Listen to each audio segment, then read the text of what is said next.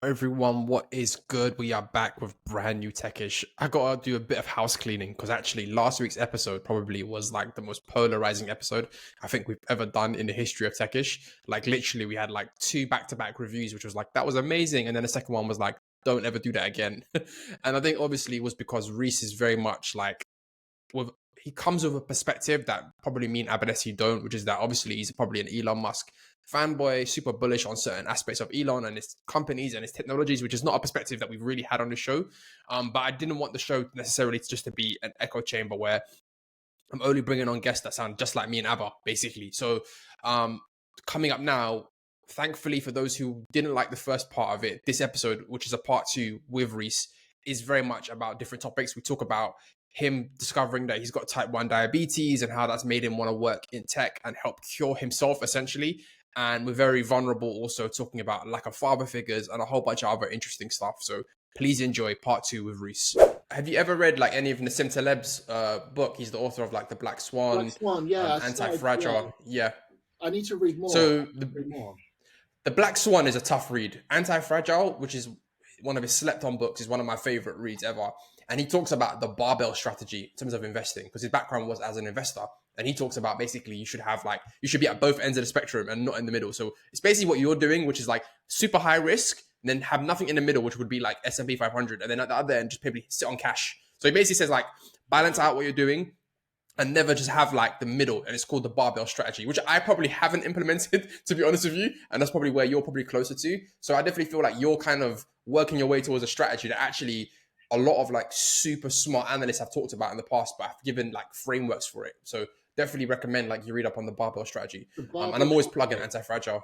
Yeah, I'm Yeah. gonna check that out. Um, I'm gonna check that. Did he also coin the phrase like "skin in the game"? So he wrote a book called Skin in the Game. I don't think he came Okay. up with the terminology, but he basically kind of repopularized it, I guess, to a certain extent. But he invented Black Swan, and he invented Anti-Fragile. So yeah, he's a G. He's obviously like, another controversial dude, but I'm a fan. I love it. I love his books. I definitely think everyone should read it at least like once or try to read it. If you're interested in investing, if you're interested in even in like self-help, he's kind of like a combination of all of it. It's a very strange read when you read his work because it's like, is this like self-help? Is this investing advice? Is this life philosophy? It's great stuff. So one day I'll have him on the pod. That'll be my dream guest. After Oh, you, that's my dream guest. After you, oh, that's my dream God, I can't guest. compare. I can't But that's another point, right? Like on this journey in like investing, um, like I feel like it's so. I don't know the same as you, but like you grow up. Like I grew up like without a dad, so like male mentors like have literally changed my life. On so obviously my Mm, mum, but like you need like say you need having like a father in your life is probably something like if I ever have kids, I'd be so proud to do having never had that. So 100%. like black men in the entertain um have always been like such like a Will Smith was my guy, Uncle my Phil, god. man. Uncle Phil was the guy. Uncle Phil was the Uncle guy, man, Phil, for me, man. I yeah. loved Uncle Phil. So you saw like how you should be or how you should portray yourself, and like Hmm. for me that started off with like entertainment in music and in sports as well. Like you'd want to be like Thierry Henry, you'd want to be Will Smith, like Will Smith's like those old YouTube videos. Like, I made a montage of like Will Smith that when like if you type in Will Smith documentary on Success or something, there's one that's got like millions of views. That's my That's video. yours, yeah? Yeah, that's my video. A million views. Wow. It's on like a different video. It's on a different platform, but that was my original thing. But my account got taken down because I put it on the same platform where I used to edit NBA highlight videos. Um, Ah, so, that's a shame. but the same videos on there. It has the music from like Friday Night Lights, like that thingy video. Anyway, I used to listen to all of his stuff, and it was like I'm on a treadmill, like I'm either gonna die or I'm gonna win a race on a treadmill, like all that stuff, and understanding like he got me to read the book The Alchemist and things like that, and really did that first Yeah. level. Then moving from like entertainment, in terms of like seeing like investors and then stumbling across like people like Naval Ravikant and stuff, like his thread, How to Get Rich was like just I was like, oh my god, like, and then reading Richer Wiser Happier, like Monish Pabrai, you know, Munger, Yeah, like Monish is a G. such a G. Like their way of living, it's like they're almost like the monk gurus that I've got so much wisdom from, because something about investing and that roller coaster and having skin in the game is like, it just gives you a profound, they just seem to be so knowledgeable on philosophy and life. Like I don't know, I'm trying to dive deep in to understand what that connection is. And it has to be maybe something of like seeing the future or understanding the future.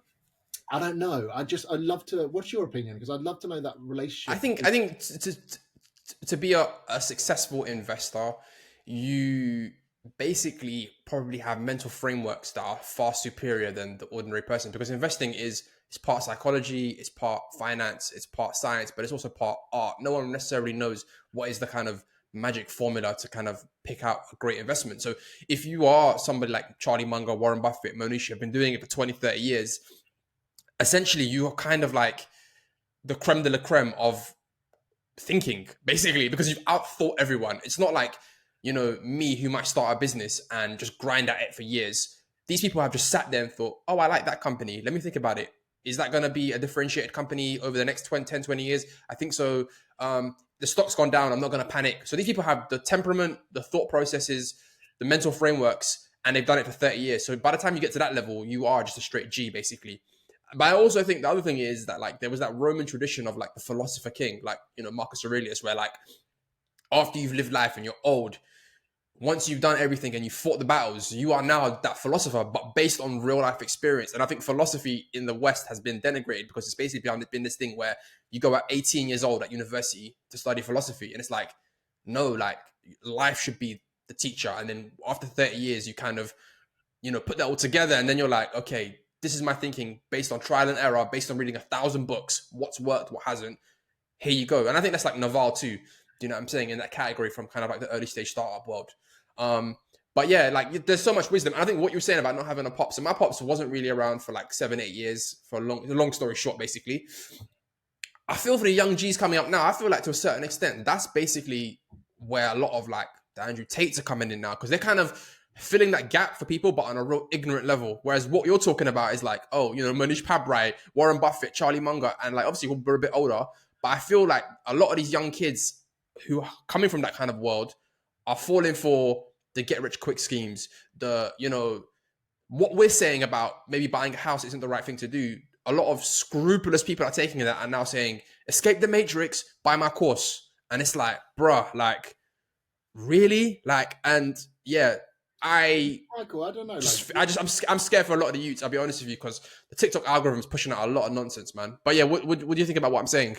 I think you're like so on the money. Like through everyone, like this is where I'd probably slightly differ. Like through everyone, like Andrew Tate, for example, there'll be, I don't know what the percentage, but there'll be something what he's saying which is actually true, right? There'll be something, whether it's just like small percentage, yeah, just like grind and work hard, but like that's not good enough. You need to add it with a sprinkle of, I'm going to be surrounded with a cigar and 20 girls, like very just like, oh yeah, just like all the other stuff, which same as like I look at it and I'm just like, how is anyone like not falling for that? But like it's literally like a drop shipping course, and like you just, like I shouldn't say that because I haven't done the course, so maybe it's a lot more yeah. but you forget how young people are on the internet. You forget how young there's like 13-year-olds here, bro, like who don't know anything. Like you're talking as a battle hardened, you know, I think are you in your late 20s, early 30s? Late 20s. I know what you mean, but at the same time, right? Yeah, like so let's like moving on from Tate, but like so Tate, like to be fair, I haven't watched enough of his stuff to really understand like exactly what he's pushing, but I will imagine like the overall things like hustle, get rich, and be a boss, basically that sort of thing. Like basically, yeah, like that message and doing it in a way different way. Like maybe like yeah, definitely. I'm glad we didn't grow up with that, but at the same time, we grew up with Diddy. Like Diddy had the same. Like Jay-Z's doing interviews. There's that famous interview where he's literally like, if you look at the like, there's one interview where he's got the girl doing something's going on in the interview while he's speaking. Like if you know the one. I've seen the clip. I've seen the clip. Yeah. Still, like we grew up on like be a boss, like get rich, be a boss. Yeah, we did. And like F pose or what? Like, so. Yeah, Yeah, I was in but my. but was it a good thing? I think that, I enjoyed the music. The music was amazing, but we're probably from that cohort of people who had the right people around us to tell us, this is just entertainment. There are some people that heard that shit and took it to the like You're to the right. You're reality. right. Like And I my guess that's. big my biggest controversial theory has always been that, like, people always tell me like, oh, these musicians they're not role models, whatever. And I'm like, well, hold on, we now have the word influencer, so it's a kind of a tell. What are they influencing? If you're listening to crap and drill music and whatever, you can't tell me it don't gas up certain kids. It does. It clearly does. Like that's one of the biggest lies that we tell ourselves, that like, oh, this has no impact on people, and they're just telling their reality. And then there's kids who are on the edge who are not getting tipped over. Like, come on, they are. And I think it's just gone 10x on steroids now with the Tates and whatever. But yeah, sorry, I cut you off. Yeah, Apologies, brother. no, What no, were you no, no. saying? You're so right. You're. I can't explain it better. It's actually like There's a great song. Have you heard Bashi's new song? I haven't, man, but I got to check Yeah. for it, man. I'm Oh, from Northwest London. He's a legend out here, man. wow, wow. He's next. He's like he's literally the environment. We're going down a rabbit hole here. So, but he's No, literally let's talking about, go. like, he's like, he had a mum, a dad. Yeah, he's from, like, I think Kensal Green, might be wrong, but like one of the estates Yeah. of Kensal Green. North. And then he's like, okay, yeah, the home life was all right, but as soon as I left the house, boom. So it's kind of like, you can compare that almost to a sense of, like, as soon as you go on TikTok, boom, you're getting influenced by this. But I agree, people are getting influenced, and people have been influenced by stuff for time. That's nothing new, I guess. What I think the real damaging thing is, like, the misogyny that comes from a lot of Tate's thing, which is basically kind of the same with, like, when Eminem came out. It's like the same kind of thing. Like, Eminem, the stuff that he was speaking about was basically like the rap, Yeah, it was wild. wild, and everyone was like, cancel Eminem. Same with rap music, cancel rap music. Like, my mum would be listening to, would like, I went, she hates some of the songs I was listening to. But yeah, I don't know.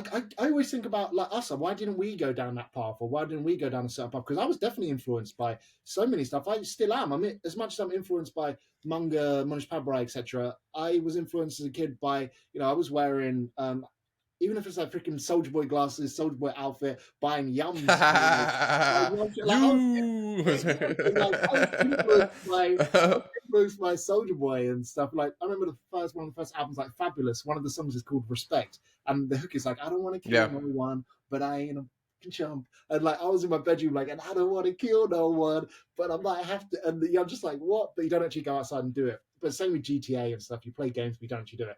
But yeah, basically, I would just say that to say, at the same time, like, it's probably even much harder for the younger people now, and say for the people that are 100%. shilling like dog coins or whatever. The irony is, like, people have played the lottery for years. People sports bet for years. So, like, you've actually Hmm. weirdly got a better chance, the kid who puts £100 that he gets for Christmas on a dog, and like, he 10x is that. Like, this is the thing. We're in like a Yeah. hyper gambling world right now. But yeah, I don't really know the answer for the younger people. I guess it's just something that's always happened, but now, because things are even tougher, it's making people go to, more extremes, I guess. Yeah, and I think also that the medium of, like, your smartphone, the infinite scroll of TikTok, it's a level of brainwashing that you just can't, that can't be compared to me putting on one Eminem album, because I turned that off. I wasn't on that album for 9 hours a day. Like, I know some kids, their screen time is that, basically, right? But yeah, I don't think we're gonna solve, saving the kids in this episode. So we'll move on, because yeah, it's a tough one.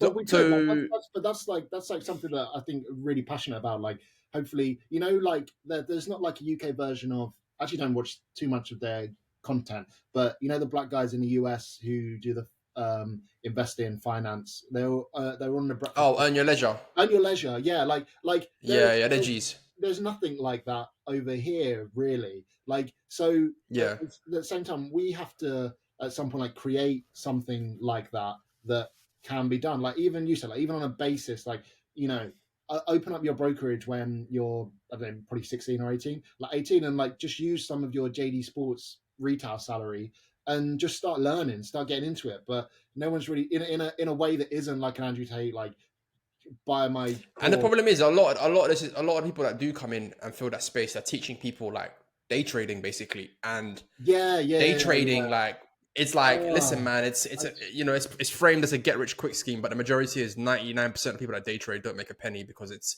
you got to buy and hold whatever asset you're looking at to see the real returns, because you've got Doesn't to do it blow homework. your You can't just go in there. Yeah, doesn't it blow your mind? What we Like say? sometimes I'm like, how is anyone like it's the kid in the guy in the Lamborghini, then he puts a chart. Like even like Towie, old Towie. I went on someone's account and he's like now a FX trader. And he used to be on like only wears Yeah, Essex. I'm like, it's what? fraud. It's fraud. Like Yeah, it's man. so People get a lot of these influencers. A lot of these influencers get broken. They just get reeled into these things, and they don't care about scamming their audience. Um, yeah, it's been an amazing episode. I definitely want to touch on one last subject before we call it yeah. a day, because I know your time is limited. I can It's go something that's on, very close Michael. to my heart. I can go on. You got time, yeah? All right, cool. Okay. Um, Man, sitting on them returns, them Tesla returns. He got all the time in the world. I wish Portfolio is growing. He's chilling. All right, cool, cool, cool. no, Let's go. Let's go. dude, I am not. Yeah. So Yeah. so something very close to my heart, actually, and I really respect the fact that you are so vocal about it, is diabetes. So I have family members who have type 1 diabetes as well, and their story was their late 20s, early 30s, they just start feeling really off, and all of a sudden, they were getting their hair done, and the hairdresser was like, you look really unwell. Called the ambulance, took them to the hospital, and they were like, you've got type 1 diabetes. And I was just there like, how, Sway? Like I don't understand. And obviously I've done so much research into this, and I've tried to help them and stuff like that, and I understand that well. Then I saw you come out and say, listen, I've got type 1 diabetes as well, and you've done documentaries. Tell us about your journey, and like, how has that actually influenced your career path? Because from the outside it looks like it genuinely has. Like, your obsession with tech and the future and life sciences seems to be directly correlated with like your health journey. So break that down for us, man. Yeah, for sure. In again in 2020, actually, end of 2020, I got diagnosed with type 1, and a lot of how you actually get diagnosed with type 1 is sometimes it can be like an accident, something like a car crash, but it's got almost like a shock to the your basically like a shock to your body, right? And it can happen with viruses as well. They can just attack the immune system. So you think about the I don't know what YouTube will probably blank it out if I say the C word, but you know what I'm talking about. The virus that was going around, right? Oh, In yeah. and still is. You know, I had that like twice. And I took the vaccines and whatnot, of course. But I had that, and then that must have attacked my immune system and killed my beta cells. So then it stops producing insulin, which we need. So yeah, I went through the same things. Like I would go to the toilet like 16 times a night. I was eating a crazy amount of sugar because you're going to the toilet so much to get it out. Your body's trying its best, but it can't, like, you have no insulin and no background insulin to support you from not going low and not going too high, your glucose levels. So it's completely screwed up. So it was like a radio show that I was doing. At the end of the radio show, I was like, I really have to literally just go to hospital. So I went to hospital, and that's when they diagnosed me. But it's funny because at the time, I was actually reading another Walter Isaacson's book, which was on Jennifer Doudna, the co-founder of the technology called CRISPR. And CRISPR's Interesting. technology that allows you to like edit the DNA, basically.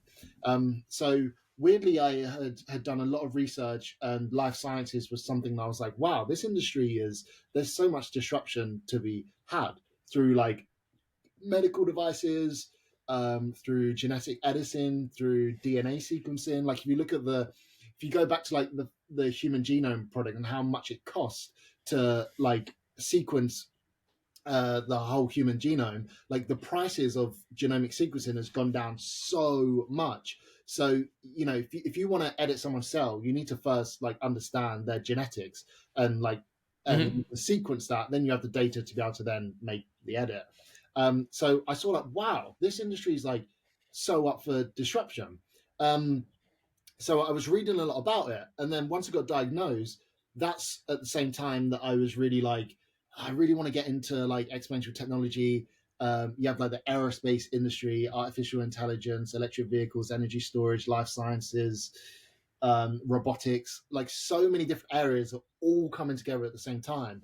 And I thought, well, which area could I actually work in? Because you know, you're going from like your Monday to Friday as a radio DJ, can you imagine applying at like, I'm going to apply at SpaceX, which funny enough I actually did. Yeah. And I didn't get at SpaceX. I'd be like, hey, One day, innit? one day, yeah, I want to work at SpaceX. And they were like, no. So, and I was like, oh, and like life sciences was like, well, I am a type 1 diabetic. Actually, so when I did like the interview rounds with the life science company that I work at, I knew like going back to like, okay, what is it that I can do? Like communications, I can speak to people, media relations, all this experience that I have, I can bring that value to a company.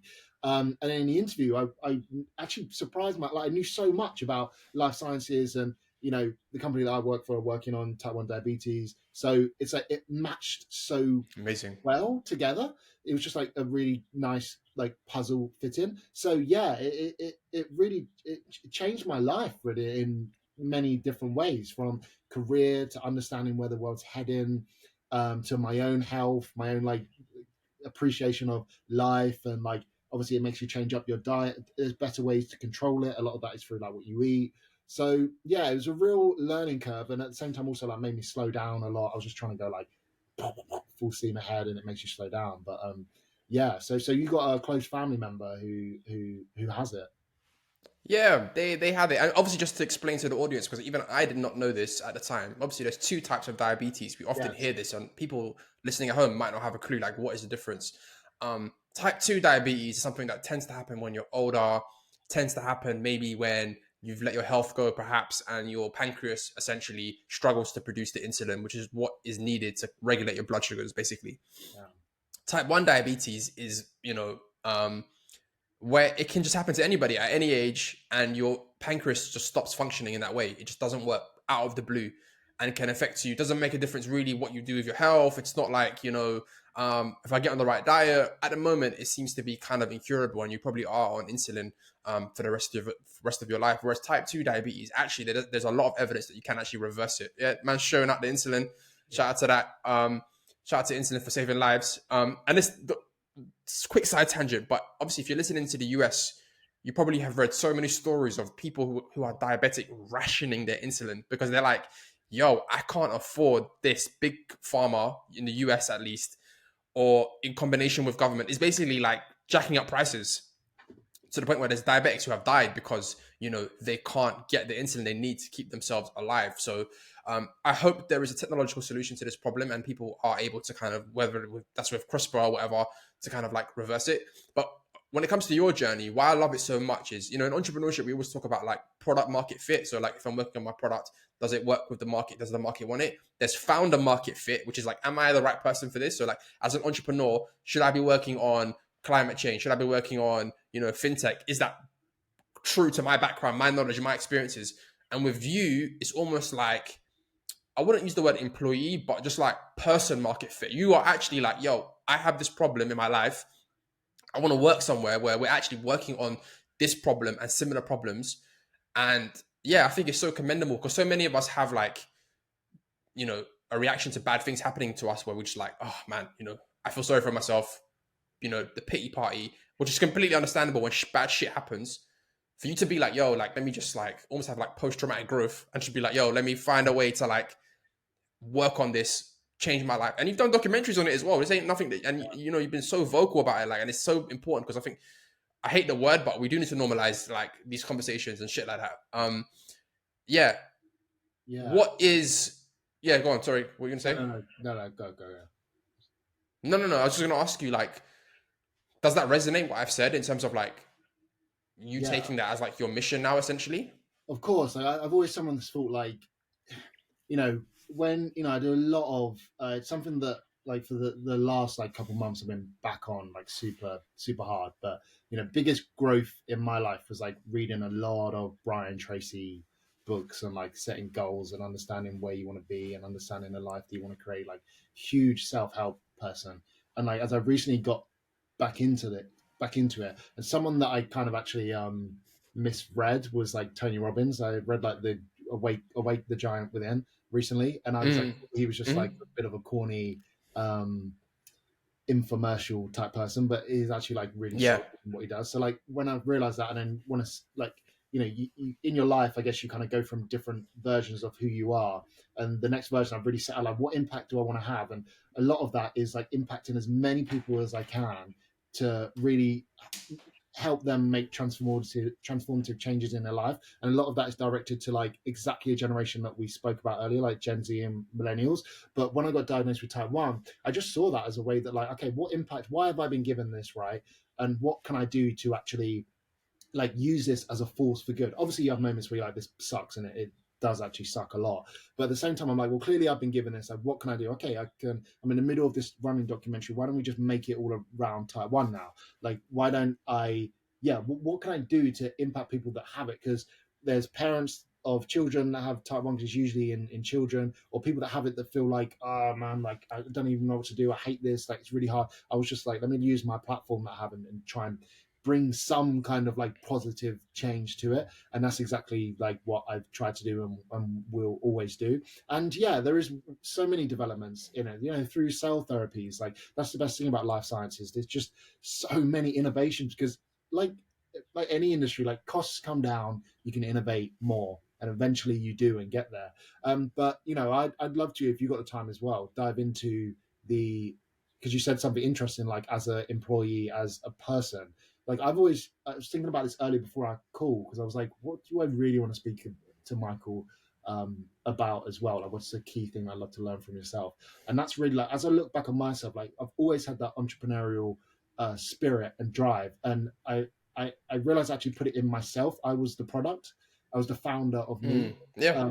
But as I look to like, thinking of my future self, I'm like, I would love to build something and like create something and go on that entrepreneurial journey at some point.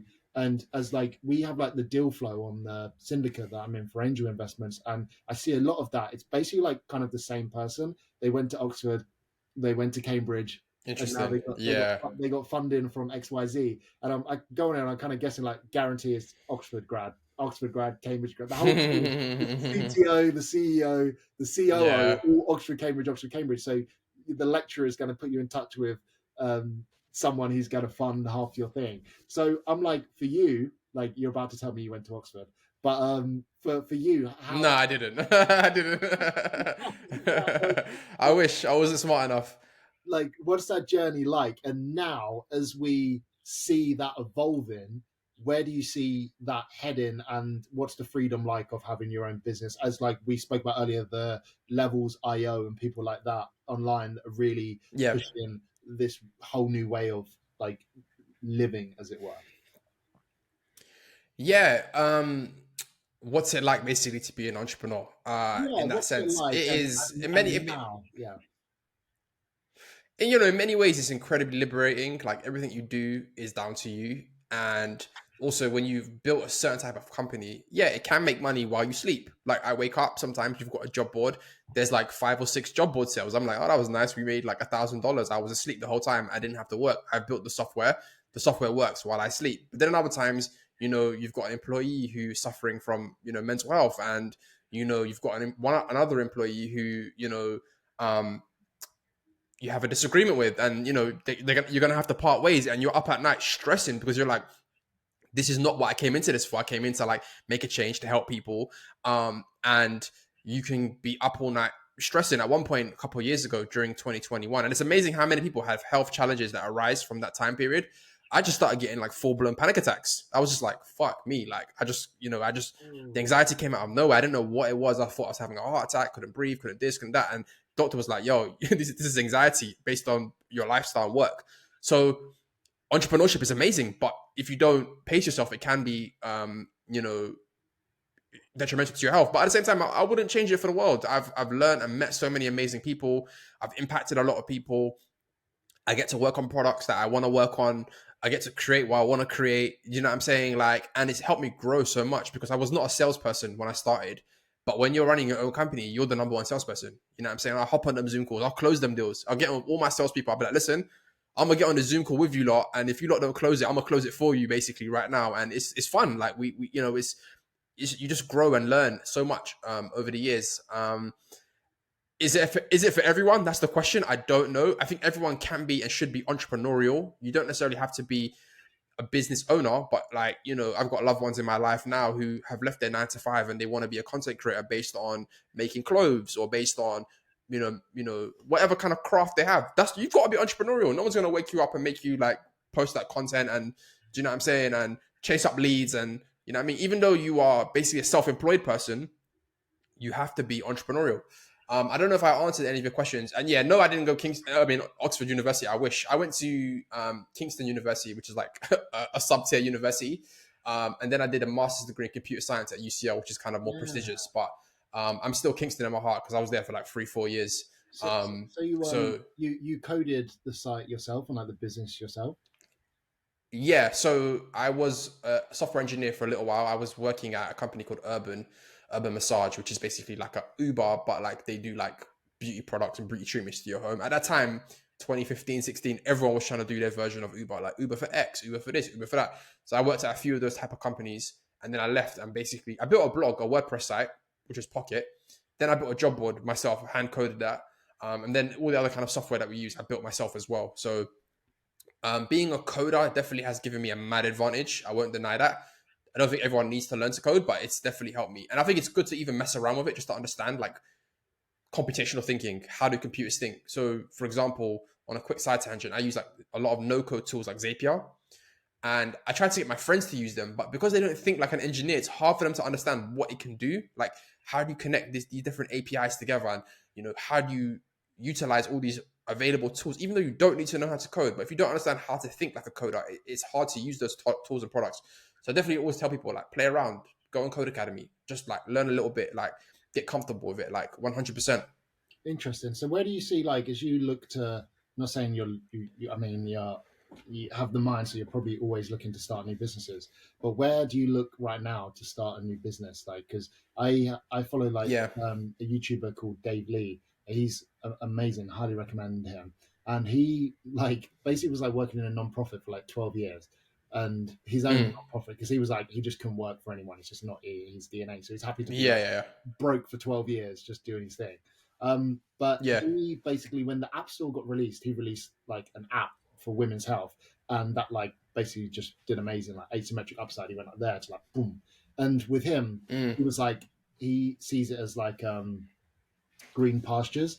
Like there's a green pasture, and he saw the App Store, and he was like, this is going to change everything, and like got some coders and engineers to actually build his website, which he ran, and it like popped off. But where do you see like the opportunities now in terms of like businesses? Obviously, like AI and whatnot, everyone's building something in that space, but like, what do you see as the green path? Yeah, so I always when I give advice, I always try to think like, what would I do? Like, basically, if I was starting now, I probably would team up with an influencer who has an engaged audience.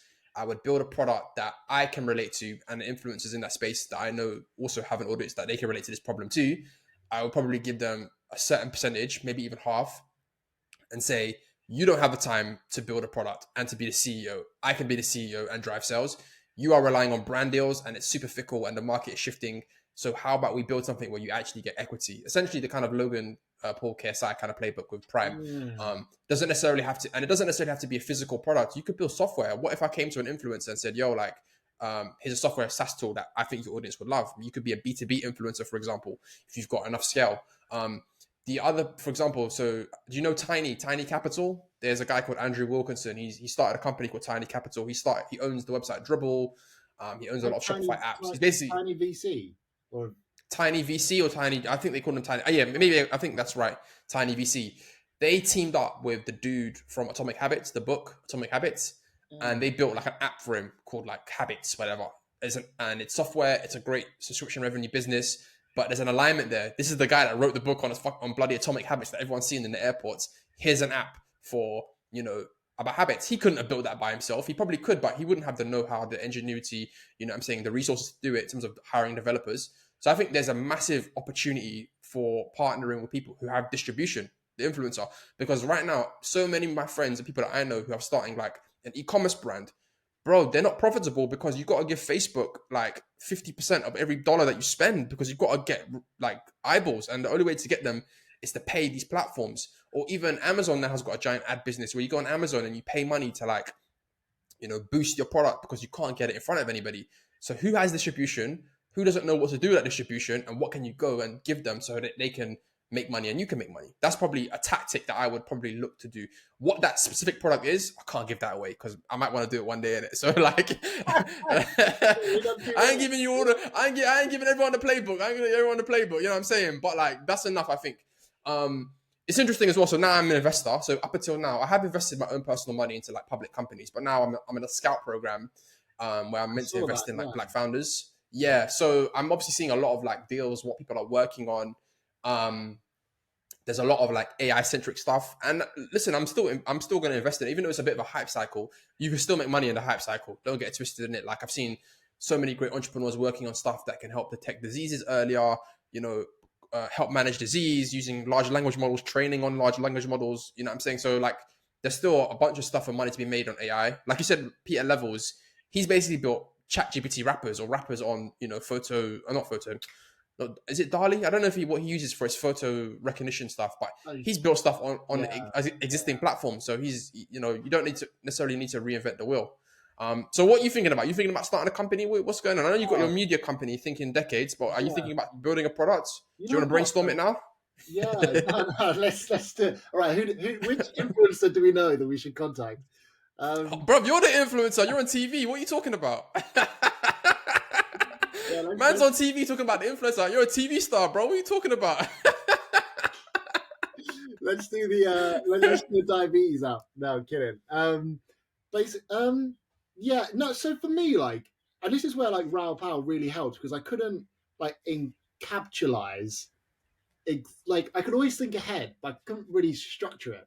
And he had his story is really interesting because he basically worked his ass off in a hedge fund back when like finance was like the place to be, and then left the game early, bought a house in Spain in cash, and then made his own newsletter. But he was like the freedom that comes with like buying somewhere outright and not having to have a mortgage is like so freeing. It lets you like reset your 100%, life. Reset your life and like go again. So like that's kind of like the journey that I'm on at the moment, like discovering like where in the world is like, because I'm a big believer that one day like there'll be just mass emigration from London, New York, LA, when people realize like what are we going to do? Like it's gone. Like the game is gone. You are not living in the area that you want to live in, like unless you have like a million, 2 million. Like it's finished. So that you see it now with like digital nomads, but like on steroids, like people just going like, I am out. So like I'm really like trying to find like what countries and what places in countries. So I'm jumping on so many different Zooms with people that I know from like Spain, people that I know from like Brazil, and understanding like all the residency platforms and stuff. So that's like kind of where I'm kind of at the moment. I'm aware that the sun's on my camera, so hopefully it's not a massive glare. No, it's all good. You're still looking fresh. Yeah, so I'm looking at that now. Like that's really in part of my life. Like that's what all of that capital of like concentrating my bets highly to get that upside is to really like actually. It sounds risky doing the concentrating your bets when actually it's for a non-risky play of buying somewhere like just out. Whereas most people would like take the capital, get 5 houses on buy-to-lets and like leverage up to their eyeballs. I'm like, that sounds so risky to me. I don't want to get blown up in that way. I want to have somewhere, but it will be abroad because it's cheaper and I can have it in cash and it's in the sun. I love sun. And then, so I'm thinking like, okay, when I do that, like, what's the next stage of life that I actually want to do? And I'm like, yeah, I want to back myself in like the entrepreneurial journey. So I'm kind of at the moment, whilst learning everything I can at the moment in life sciences and obviously doing the broadcast as well, like NFL show and all the travel stuff, which is so amazing and nourishing. And then thinking about where to actually get that place. Also thinking about like ahead, like, okay, say that comes off and I get the place, like what would I actually do with my time there? Like, what would I do? Like, I could still work remotely in life sciences, or I could work for someone else remotely, because the best thing is if that pays off and you haven't got to pay rent or mortgage, like you literally just have to cover gas and electric. Or worst comes to worst, you don't even have a job. You just don't even cover your gas and electric. You just go to sleep without no internet. So but worst comes to worst, you can work in a bar and get an income, and you go back to this wonderful place that you got. But I'm like, yeah, what did you want to tell me? And I think it's kind of natural to go down that entrepreneurial journey and have a business and, take advantage of this green pasture that we're seeing where there's companies that nowadays you just need one person, two person. You haven't got to have all the Yeah. staff that you used to have. Like you see all these founders now, they're just one team founders. So I'm like, yeah, what can I build in that space? So I'm really like trying to educate myself, speak to people like yourself that've been there and done it and are doing it and trailblazing and like, yeah, interesting. Let me just warm up to that idea and do the research and put in those hours now to understand what that's like. And I think that, Peter Levels, I think is someone that's like just like 10 years ahead of what everyone, well, a lot of people will be doing. Yeah, Like, he's killed yeah, it. He's absolutely killed it. Yeah, and you know what? To be honest, now a Substack can be a business. Like if you're sitting remote on your house that you own in Malaga or whatever the hell, you can just you can make 5-10K a month off a Substack if you have got an audience that is really interested in what you're saying and doing. Like I know everyone wants to build, you know, a Tesla and stuff like that, but don't underestimate what a 20K a month business can do if you haven't got those overheads and you own your own house. Like it's an absolute amazing quality of life, basically. Do you know what though? Can you shout out your media company? Because um, I think I've taken up enough of your time, but I definitely want to plug like the work that you're doing now, Thinking Decades, because it's such a great name as well. yeah. Thinking Decades is the media company I started, which is really about like exactly that target audience that we were talking about, like millennials, Gen Z. They're going through such a tough time because this transition is hard, right? Like we were talking about with the journalists and so many different industries, knowledge workers getting disrupted left, right, and center. I'm really trying to like educate and inform and document my own journey of how to embrace and take full advantage and make the most of this insane technological change that we're going through. So that's what I'm broadcasting on, like the YouTube side of it, and the mindset of think where we're going to go, like have patience, long-term thinking, think ahead, and just like live life, you know, like almost like question everything to where you want to go. Don't just live in the moment of like, oh, I'm gonna get a house, I'm gonna get in a relationship, I'm gonna get married, I'm gonna have kids, I'm gonna. But why? Like, where? How does that help the future version of you? And I think that's where the thinking decades thing really. No, I love it. I think in a world where everyone's short-term thinking, trying to build something about long-term thinking is super vital and necessary. Yeah, Mike, I think All right, cool. Where that's I was gonna say last thing. That's the way how we like. That's how you defeat the AI. Is even like algorithmic mm, trading. Like the only way to beat algo trading is to have a longer time horizon. Yeah, Is it? 100%. Compounding, baby. Compounding all the way. Yes. Yeah, this has been a mega episode. I'm so thankful that you came down. I can't believe it. We did it. Finally made it happen. We finally did it. Made Thank you everyone for listening. That's been at Techish Pod. Hit us up on Twitter. Hit us up on Instagram. Follow the TikTok. Subscribe on YouTube, of course. Follow Reece. I'll put all the links to his amazing stuff and documentaries and work and media company all in the show notes. And yeah, thank you for listening, everyone. Peace.